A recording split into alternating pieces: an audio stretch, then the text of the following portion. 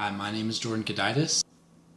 And I'm Matt Hunting, and today we're going to talk about engine heads. Engine heads are a component that sits above the cylinders in the engine block, which seals the combustion chamber and allows for compression to be generated. The engine head assembly also contains the valves and the spark plugs, along with multiple channels for cooling operations. The engine head is joined to the engine block using engine head gaskets to allow for a tight seal. The manufacturing processes that take place to create engine heads entail the casting of rough components, followed by a multitude of milling operations to achieve the desired part geometry. This particular engine head is off of a 3-liter Ford motor. It came out of a mid-90s Ford Taurus. This motor was designed to produce approximately 200 horsepower at peak RPMs and uses a 12-valve setup. Now we're going to discuss the varying stresses that result during the operations of this component. The predominant stresses experienced by the engine head are both high cyclic loading from compression strokes and low cyclic temperature loading from thermal expansion. Each compression stroke produces approximately 125 psi in the combustion chamber, which is transferred as shear and normal stresses to the head. The frequency of this loading occurs between 1300 RPM at idle to 5000 RPM just below redlining. For an average tachometer reading of 2500 over the course of a 5,000 hour engine, the head may experience upwards of 600 million cycles. Temperature cycles from approximately atmospheric temperature to approximately 220 degrees Fahrenheit. Cycle frequency is considered low and occurs with the heating and cooling of the engine day to day as it is turned on and off for driving. The thermal fluctuations are designed to minimize thermal expansion, reducing the thermal strain, which is the predominant source of internal stresses. Cast iron has a relatively low thermal expansion coefficient comparable to most metals, making it an optimal material for this application. In basic design analysis, the component may be reduced to a simple 2D model to obtain a general idea of the stresses based on the pressure loads.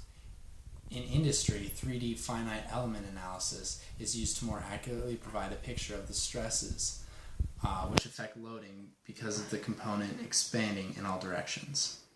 Secondary stresses include the bolt connections, which create shear flow to the member,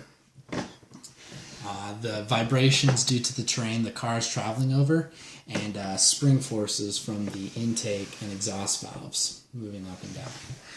Now Matt will talk a little bit about how these stresses can cause failure in the engine head.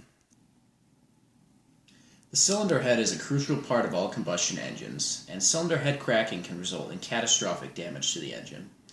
The causes of cylinder head cracking are all relatively simple and easy to prevent, except in the case of mechanical parts failure through no fault of the operator. Due to the nature of all the components being used, very strong but very brittle materials must be used. This means that when failure occurs, it is often catastrophic due to fracture. Normally, the way an engine head will fail will be due to a small crack that forms.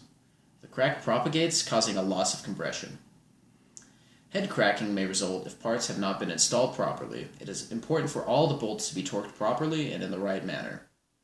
The surface must be finished smoothly. Head cracking often happens quickly and can result in catastrophic failure of the engine's function.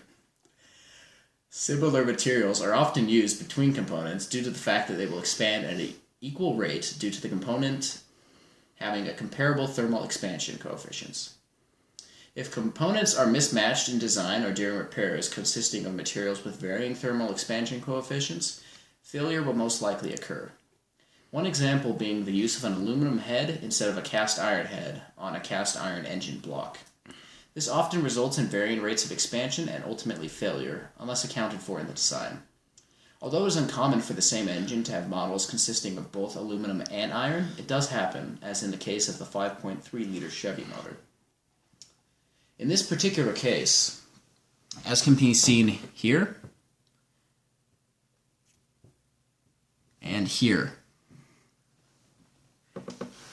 as a result of the cooling system failure, cracks were formed. The thermal expansion produced internal stresses, which were coupled with the combustion pressure stresses, resulting in brittle fracture. Ultimately, excessive heating is the most common cause of failure in this component. Now Jordan will discuss the future of this technology. Because the technology of today's internal combustion engine has been under development for over a century, the design is already relatively efficient. However, the automobile industry is constantly looking to make improvements. Applications from this class to improve the technology include geometric and material alterations to improve thermal and stress dissipation. Adding material in certain areas may distribute the stress more evenly. The higher the temperature permissible inside of an internal combustion engine, the more efficiently it can run. Future prospects in this field include the design of new materials that can handle higher temperatures without losing the desired component properties. Alloys may be designed to be coated in a highly resistant ceramic material to permit for higher temperatures and strength. Materials engineering is considered an exponentially growing field of innovation. The basic concepts used to improve engine head designs over the past century are applicable to future areas of material mechanics.